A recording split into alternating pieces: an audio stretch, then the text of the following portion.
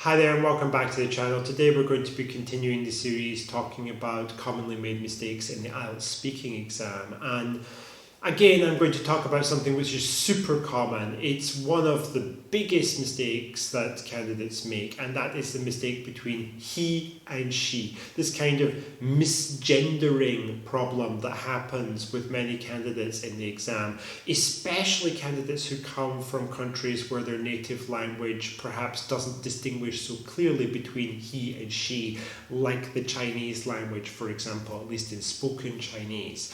So when you're telling a story or something, like if you're doing a part 2 and you're talking about when you went to the park with your father, you can have a situation where your father's gender is changing between he and she and him and her constantly during the process of the story. You know, if you're saying, you know, I went with my father and she was very happy to go with me.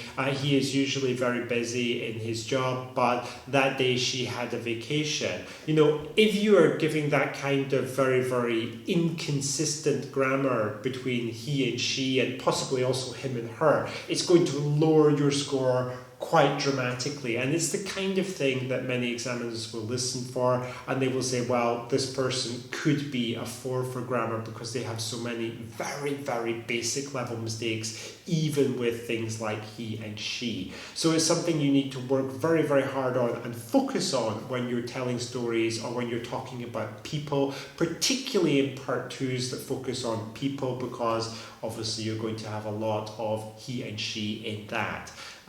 So I hope people found this video helpful, and I will see you soon in the next one.